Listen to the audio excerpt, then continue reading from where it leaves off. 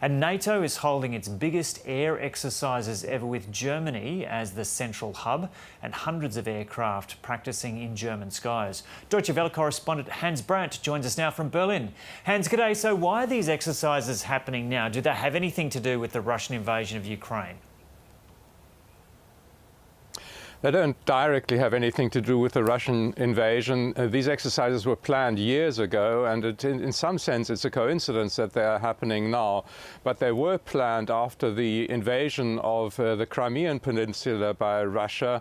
That was a response to, as it were, the first step in the invasion of Ukraine by Russia. So, of course, in essence, they are connected to what's going on in the east of Europe, to the Russian aggression, and Russia has, in fact, responded by saying that it regards these exercises as a provocation and a military show of force that it regards as unnecessary at the moment.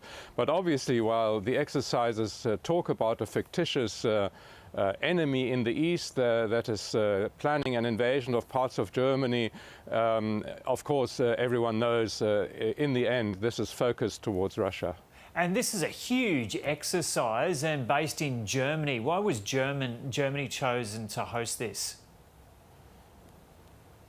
Well, there's several reasons for this. One reason, obviously, is Germany's strategic position in Europe, in the center of Europe. There are already tens of thousands of US soldiers based in Germany that have been here for many decades, since the Second World War. So it's the central position of Germany that's important. At the same time, Germany wants to demonstrate that it is a reliable partner in NATO and in attempts or plans to defend NATO territory. There have been some doubts about Germany's commitment to NATO in the past, and it is now trying to demonstrate that that commitment can be relied on. And at the same time, it's in some sense a signal to the German population, which has been very reticent about supporting its own army and about supporting the defense initiatives that have been taken in recent months since the invasion of Ukraine by Russia, a signal to the German population that quite a lot of efforts have to be made, and Germany wants to be involved in that.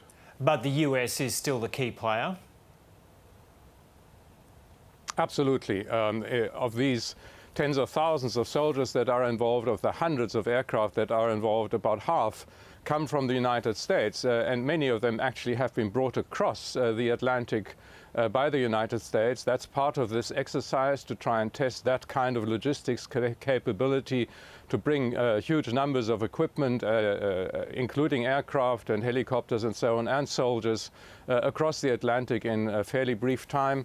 And so, yes, what's very important, of course, is the way that NATO countries cooperate in this kind of scenario from a large number of different countries, more than 24, with lots of different languages, lots of different military systems, different aircraft and so on. That's what this is all about. And yes, the Americans play the key role. Without the Americans, without the United States, NATO would be a lot weaker. And that's part of the question that's being asked here in Europe.